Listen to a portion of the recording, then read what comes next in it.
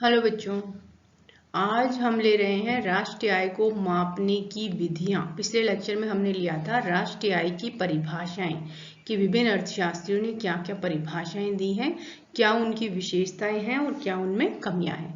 आज हम ले रहे हैं कि राष्ट्रीय आय को कैसे मापा जाता है, क्योंकि राष्ट्रीय आय के माप के आधार पर ही विभिन्न देशों का वर्गीकरण किया जाता है कि कौन सा देश विकसित है, कौन सा विकासशील है और कौन सा अल्प विकसित है। तो हम लेते हैं हम कि राष्ट्रीय आय को मापने की कौन कौन सी विधियां हैं। तो राष्ट्रीय आय को मापने के लिए अलग अलग तरह के दृष्टिकोण अर्थशास्त्रियों ने दिए हैं, जिसमें से हम मुख्य रूप से लेंगे पहला सकल राष्ट्रीय उत्पत्ति को लेंगे, सकल राष्ट्रीय आय को लेंगे, सकल राष्ट्रीय व्यय विधि हो सकती है, मूल्य वृद्धि विधि, सामाजिक लेखांकन विधि है और मिश्रित विधि है। मतलब इन विधियों के आधार पर राष्ट्रीय आय को कैसे मापा जाता है, ये सारी चीजें हम आज लेंगे। तो सबसे पहले हम लेते हैं, तो हम सबसे पहली विधि लेते हैं सकल राष्ट्रीय उत्पत्ति, ग्रॉस नेशनल प्रोडक्ट। तो सबसे पहले सकल और शुद्ध, मतलब सकल को पढ़ने से पहले एक अंतर हमें जानना जरूरी है कि एक आएगा सकल राष्ट्रीय उत्पत्ति और एक शुद्ध राष्ट्रीय उत्पत्ति। तो सकल और शुद्ध में किस चीज का अंतर होता है? तो सकल शब्द का जब हम प्रयोग करते हैं तो जब इसकी गणना की जाती है तो इसमें जो भी टूट फूट, घिसावट आदि होती है उसको इसमें शामिल किया जाता है। लेकिन जब शुद्ध की बात की जाती है तो सकल में से उस घिसावट या टूट फूट या पुनर्स्थापन लागत जिसको कहते हैं, या पूंजी उपभोग व्यय भी कह सकते हैं हमको, स्थायी पूंजी उपभोग व्यय, ये सारी चीजें जो होती हैं उनको घटा दिया जाता है। तो सकल राष्ट्रीय उत्पत्ति का मतलब क्या है? इसमें किस आधार पर राष्ट्रीय आय की गणना करते हैं? इसमें हम करते हैं क्या कि एक देश में एक वर्ष की अवधि में जितनी भी वस्तुओं और सेवाओं का उत्पादन होता है उनका बाजार मूल्यों पर जोड़ कर लेते हैं। यदि देश में 100 वस्तुओं और सेवाओं का उत्पादन हुआ और एक वस्तु या सेवा का मूल्य 10 रुपया है तो हमारी राष्ट्रीय आय क्या हो जाएगी? 100 गुना 10, 1000 रुपए।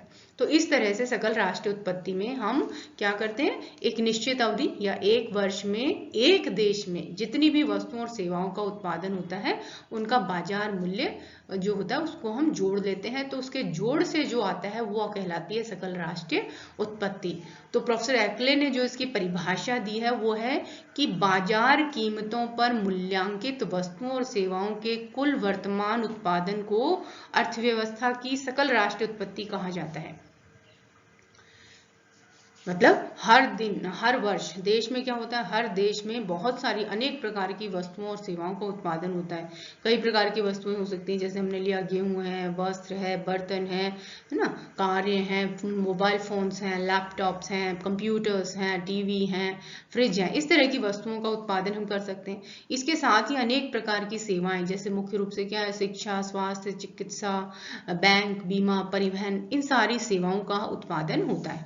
तो इन सारी एक वर्ष में जितनी भी वस्तुओं और सेवाओं का उत्पादन हुआ, यदि उनके बाजार मूल्य को जोड़ दिया जाए, उन सारी वस्तुओं का जो भी बाजार मूल्य है, यदि 100 वस्तुओं और सेवाओं का उत्पादन हुआ और 100 का ही बाजार मूल्य यदि हमने जोड़ दिया तो जो हमारे पास योग आता है, जोड़ आता है, वो कहलाता है ग्रॉस नेशनल प्रोडक्ट या सकल राष्ट्रीय उत्पत्ति। अब इसको सकल सकल क्यों कहते हैं? क्योंकि इसमें से टूट फूट, घिसावट आदि चीजों को निकाला नहीं जाता, वो सारी चीजें इसमें जोड़ी जाती हैं। मतलब जो भी पुनर्स्थापन लागत है या डेप्रिसिएशन है या मूल्यह्रास है, वो सारा इसमें शामिल होता है।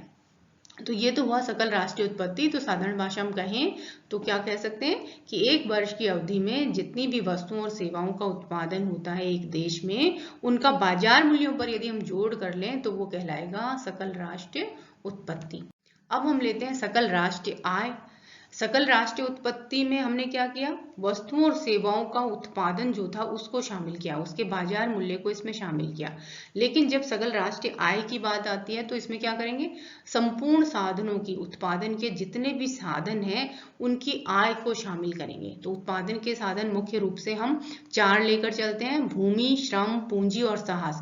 ये 4 उत्पादन के मुख्य साधन है जिसकी सहायता से किसी भी वस्तु का देश में उत्पादन होता है। तो इन चारों साधनों को जो आय प्राप्त होती है, क्योंकि राष्ट्रीय उत्पादन क्या होता है, इन विभिन्न साधनों के संयुक्त प्रयासों का परिणाम होता है।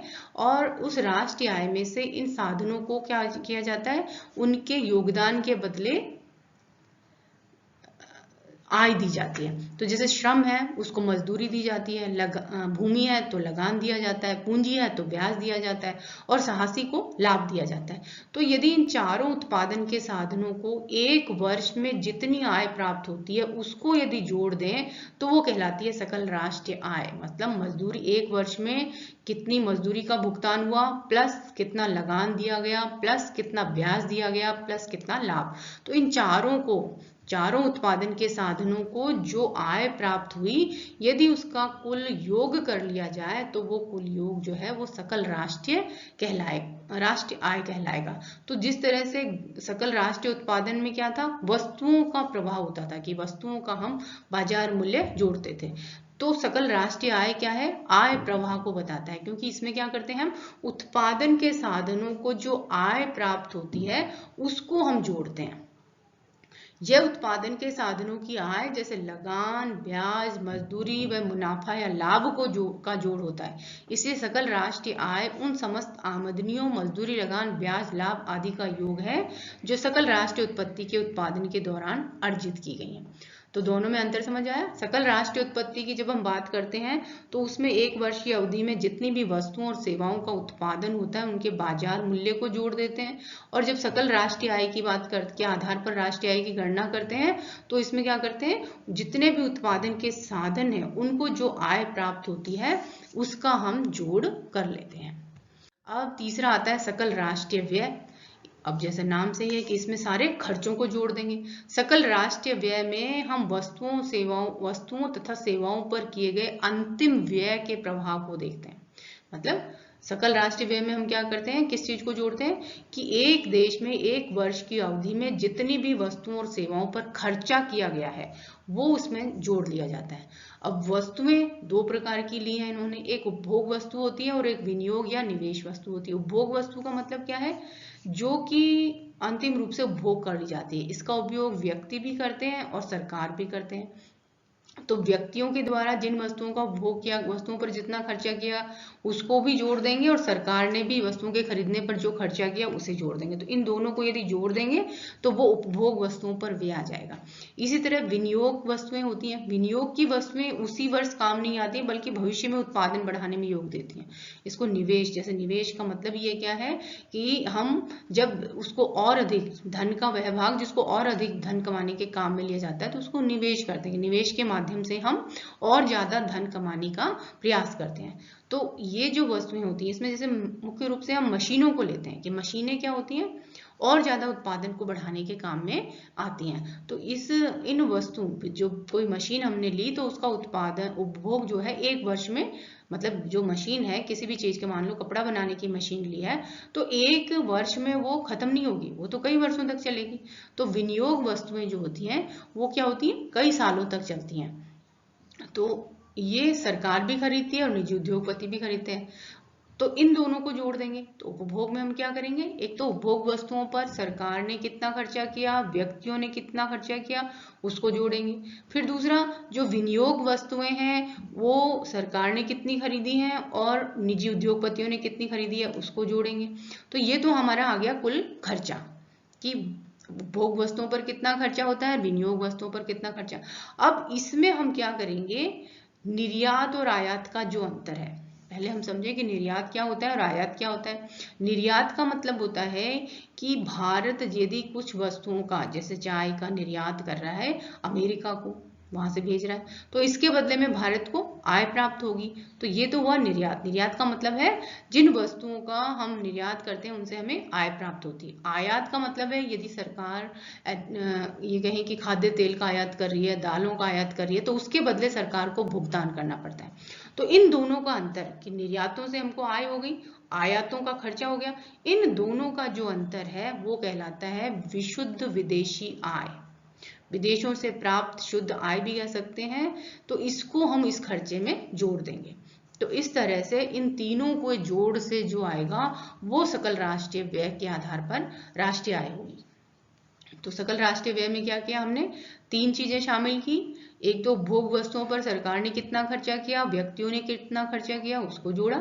विनियोग वस्तुओं पर सरकार ने कितना खर्चा किया और निजी उद्योगपतियों ने कितना खर्चा किया, उसको जोड़ लिया। और उसके बाद हमने क्या किया, निर्यात और आयात का जो अंतर है उसको इसमें जोड़कर हम क्या कर सकते हैं, राष्ट्रीय आय की गणना कर सकते हैं। तो बेसिकली इसमें क्या किया कि खर्चे को जोड़कर हम राष्ट्रीय आय की गणना कर रहे हैं। अब हम लेते हैं मूल्य वृद्धि विधि। जैसा कि नाम से ही पता चल रहा है कि इसमें जो मूल्य बढ़ता है, मूल्य की जो वृद्धि होती है उसको जोड़ते हैं। मूल्य वृद्धि से तात्पर्य प्रत्येक उद्योग द्वारा उत्पादन की प्रत्येक अवस्था में मूल्य में की गई वृद्धि है। मतलब जैसे जैसे उत्पादन होता है तो प्रत्येक उद्योग जो होता है वो उत्पादन की प्रत्येक अवस्था में उसमें कुछ मूल्य जुड़ता है। जैसे मान लो कपास है, कपास से हमने क्या किया, कपड़े का थ्रेड बनाया तो उसके मूल्य बढ़ गया। अब उस कपड़े से थ्रेड से हमने कपड़ा बनाया तो उसका मूल्य और बढ़ गया। अब कपड़े से हमने कुछ रेडीमेड गारमेंट्स बनाए तो उससे उसका मूल्य और बढ़ गया। तो मूल्य वृद्धि जो विधि है उसका तात्पर्य क्या हुआ कि उद्योग द्वारा, कोई भी उद्योग हो, कपड़ा उद्योग हो, जूट उद्योग हो, पटसन उद्योग हो, चीनी उद्योग हो, कोई भी उद्योग हो, वो उत्पादन कई अवस्थाओं में करता है। तो और प्रत्येक अवस्था में क्या होता है, उसके मूल्य में वृद्धि होती है। जैसे कपास हमने 100 रुपए की खरीदी, जब उसका धागा बनाया उसका मूल्य हो गया 120 रुपया, तो मूल्य वृद्धि कितनी हो गई, 20 रुपए। अब हमने उस धागे से कपड़ा बनाया तो उसका मूल्य 150 रुपए हो गया, तो इसका मतलब मूल्य वृद्धि 30 रुपए हो गई। उस कपड़े से हमने रेडीमेड गारमेंट बनाकर बेचा तो क्या होगा, उसका मूल्य 200 रुपए हो गया। तो इस तरह से प्रत्येक अवस्था में क्या हो रहा है, मूल्य की वृद्धि हो रही है। तो बेकरमैन ने क्या कहा कि मूल्य वृद्धि शब्द से अभिप्राय प्रत्येक उद्योग द्वारा अन्य उद्योगों से खरीदे गए कच्चे माल या अन्य वस्तुओं और सेवाओं से किए गए उत्पादन को उत्पादन की संपूर्ण जंजीर की दूसरी कड़ी को हस्तांतरित करने से पहले उनके मूल्य में वृद्धि करना है। मतलब कोई भी उद्योग हो, प्रत्येक उद्योग जो है जब दूसरे उद्योग से कुछ कच्चा माल खरीदता है या कुछ वस्तुएं और सेवाएं खरीदता है तो फिर उसके आधार पर उत्पादन करता है और उस उत्पादन के आधार पर क्या करता है, उसके मूल्य में वृद्धि करता जाता है। तो ये जो मूल्य में वृद्धि होती है, प्रत्येक अवस्था में मूल्य में जो वृद्धि हुई उसको हम जोड़कर राष्ट्रीय आय की गणना कर सकते हैं। इस विधि में अर्थव्यवस्था के सभी क्षेत्र, मेनली हम अर्थव्यवस्था को 3 क्षेत्रों में बांटते हैं, प्राथमिक, द्वितीयक और तृतीयक। प्राथमिक क्षेत्र में कृषि और उससे संबंधित उद्योग आते हैं, दूसरा है द्वितीयक क्षेत्र में विनिर्माण क्षेत्र आता है और तीसरा हमारा सेवा क्षेत्र है। तो ये क्या कहता है कि मूल्य वृद्धि विधि में अर्थव्यवस्था के सभी क्षेत्रों जैसे कृषि, उद्योग व सेवा क्षेत्र की उत्पादक इकाइयों द्वारा की गई शुद्ध मूल्य वृद्धि को जोड़कर बाजार मूल्य पर शुद्ध घरेलू उत्पादन की गणना की जाती है। तो ये क्या आ गया, वो जो शुद्ध मूल्य वृद्धि हुई उसको हमने जोड़ा तो बाजार मूल्य पर शुद्ध घरेलू उत्पादन आ गया। अब इसमें से अप्रत्यक्ष करों को घटा देंगे और अनुदान को जोड़ देंगे। अब अप्रत्यक्ष कर क्या होते हैं, अप्रत्यक्ष कर का मतलब होता है जिस कर को जिस व्यक्ति पर लगाया जाता है तो वो जरूरी नहीं है कि वही व्यक्ति उसका भुगतान करे, या कहें जैसे जिन जो वस्तुओं और सेवाओं पर जो कर लगता है उसको जो उत्पादक पर लगता है वो उसको शिफ्ट कर सकता है किस पर, उपभोक्ता पर। तो अप्रत्यक्ष करों को इसमें से घटा दिया जाता है। और अनुदान, अनुदान का मतलब किसी भी वस्तु या सेवा के उत्पादन को बढ़ाने के लिए, उसको प्रोत्साहित करने के लिए सरकार कुछ अनुदान धनराशि देती है, उसको इसमें जोड़ देते हैं। तो कहने का मतलब क्या हुआ कि शुद्ध घरेलू बाजार मूल्य पर जो शुद्ध घरेलू उत्पादन है उसमें से अप्रत्यक्ष करों को तो घटा देंगे, क्यों, क्योंकि वो सरकार को प्राप्त हो जाते हैं, तथा अनुदान को इसमें जोड़कर साधन लागत पर शुद्ध घरेलू उत्पाद में विदेशों से प्राप्त शुद्ध साधन आय को जोड़कर राष्ट्रीय आय की गणना की जाती है। घरेलू उत्पादन है इसलिए इसका संबंध किससे है, देश की घरेलू सीमा के अंतर्गत जितने भी उद्योग हैं और उनके द्वारा मूल्य में वृद्धि होती है उसको इसमें शामिल करते हैं। यदि राष्ट्रीय उत्पादन होता तो इसमें क्या करते हैं, देश में और देश की सीमाओं के बाहर जितना भी हमारा उत्पादन है, मतलब इसमें आयात और निर्यातों से प्राप्त शुद्ध आय को जोड़ सकते थे। लेकिन चूंकि ये घरेलू आय है तो इसमें घरेलू सीमा के अंतर्गत जो है जो भी वस्तुओं और सेवाओं का उत्पादन होता है उसको हम जोड़ते हैं। अब है सामाजिक लेखांकन विधि, सोशल अकाउंटिंग मेथड। इस विधि को क्या है, अर्थशास्त्री राष्ट्रीय आय को मापने की सबसे सर्वश्रेष्ठ और वैज्ञानिक विधि मानते हैं और इसका प्रतिपादन किया है प्रोफेसर रिचर्ड स्टोन ने। इसमें क्या करते हैं कि सबसे पहले जनसंख्या को विभिन्न आय वर्गों में बांट देते हैं कि पहला हो गया निम्न आय वर्ग, फिर निम्न मध्यम आय वर्ग, फिर उसके बाद उच्च मध्यम आय वर्ग, फिर उच्च आय वर्ग। इसके आधार पर निम्न वर्गों में विभाजित कर देते हैं। फिर समान आय वर्ग वाले व्यक्तियों में से कुछ व्यक्तियों के नमूने के रूप में चयन करते हैं। फिर उसमें जो एक जैसी निम्न आय वर्ग के व्यक्ति हैं, मान लो 100 है, तो उसमें से 10 को नमूने के रूप में अपन चयन करते हैं। प्रत्येक आय वर्ग में से जिन व्यक्तियों का चयन किया जाता है उनकी औसत आय के आधार पर उस वर्ग की कुल आय ज्ञात कर ली जाती है ना। 10 व्यक्तियों का चयन किया, 10 व्यक्तियों की औसत आय कितनी है उसके आधार पर हम 100 व्यक्तियों की कुल आय की गणना कर सकते हैं। इस प्रकार जो अलग अलग आय वर्गों की जब आय आ जाती है तो उन सारी आय को जोड़कर हम कुल राष्ट्रीय आय की गणना कर सकते हैं। तो इसको सबसे ज्यादा वैज्ञानिक और सर्वश्रेष्ठ विधि माना जाता है। तो कहने का मतलब क्या हुआ, पहले सारी जनसंख्या को अनेक आय वर्गों में, मान लो 4 आय वर्गों में बांट दिया, जैसे कि विश्व बैंक ने 4 आय वर्गों में देशों को बांटा है, तो उसी प्रकार 4 आय वर्ग में बांट दिया। फिर एक आय वर्ग में से समान आय वाले व्यक्तियों का नमूना लेते हैं, मान लो उसमें से कुछ व्यक्तियों को चुनकर उनकी औसत आय के आधार पर कुल आय की गणना करते हैं और फिर सारे चारों समूहों की आय को जोड़कर हम राष्ट्रीय आय की गणना। अब हम लेते हैं मिश्रित विधि। मिश्रित विधि जैसा नाम से ही पता चल रहा है कि इसमें 2 विधियों को शामिल करते हैं। तो जिन क्षेत्रों में उत्पादन हो रहा है उनकी आय हम उत्पादन विधि के आधार पर निकालते हैं और जिन जो सेवाएं हैं उनमें हम आय की गणना आय विधि के आधार पर करते हैं और फिर इन दोनों क्षेत्रों से जो आय प्राप्त होती है उसको जोड़कर हम राष्ट्रीय आय की गणना करते हैं। तो इस विधि में हम 2 अलग अलग विधियों को अपनाकर उनके आधार पर अलग अलग क्षेत्रों की आय को निकालकर हम राष्ट्रीय आय की गणना करते हैं। तो इस तरह से ये हुआ राष्ट्रीय आय को मापने की विधियां। तो इसमें हमने पहली विधि ली कि पहली विधि में एक देश में एक वर्ष की अवधि में जितनी भी वस्तुओं और सेवाओं का उत्पादन होता है उसका बाजार मूल्यों पर जोड़ देंगे तो सकल राष्ट्रीय उत्पादन आ जाएगा। दूसरा हमने लिया कि यदि एक देश में एक वर्ष की अवधि में जो उत्पादन होता है उस उत्पादन को करने वाले जो उत्पादन के साधन हैं उनकी आय को जोड़कर हम सकल राष्ट्रीय आय विधि से गणना कर सकते हैं। या तीसरी विधि है व्यय विधि। इसमें हम विभिन्न प्रकार के खर्चों को जोड़ते हैं, जिसमें खर्चों में मुख्य रूप से 2 तरह की वस्तुओं को हमने शामिल कर लिया, एक उपभोग वस्तुएं, एक विनियोग वस्तुएं। तो उपभोग वस्तुओं पर सरकार भी खर्चा करती है और व्यक्ति भी खर्चा करता है, तो उन दोनों के खर्चों को जोड़ेंगे। फिर विनियोग वस्तुएं या निवेश वस्तुएं हैं, उनमें सरकार भी निवेश करती है और व्यक्ति भी निवेश करता है, तो उन दोनों को जोड़ेंगे। और अंत में हम विदेशों से प्राप्त शुद्ध आय को जोड़कर राष्ट्रीय आय की गणना कर लेते हैं। फिर हमने लिया मूल्य वृद्धि विधि। इसमें क्या करते हैं, उत्पादन की प्रत्येक अवस्था में जो मूल्य में वृद्धि होती है उसको जोड़कर राष्ट्रीय आय की गणना करते हैं। फिर सामाजिक लेखांकन विधि ली। सामाजिक लेखांकन विधि में हमने क्या किया, समाज को विभिन्न आय वर्गों में बांटकर प्रत्येक आय वर्ग की आय के आधार पर हमने राष्ट्रीय आय की गणना की। और उसके बाद हमने मिश्रित विधि ली और मिश्रित विधि में हमने देखा कि इसमें 2 तरह की विधियों को काम में लिया, एक उत्पादन विधि और एक आय विधि। तो जिन क्षेत्रों में उत्पादन होता है वहां पर उत्पादन विधि के आधार पर राष्ट्रीय आय की गणना की और जहां पर आय प्राप्त होती है जैसे सेवाओं में हमने आय विधि को काम में लेकर राष्ट्रीय आय की गणना की। तो इस तरह से ये हुआ राष्ट्रीय आय को मापने की विभिन्न विधियां।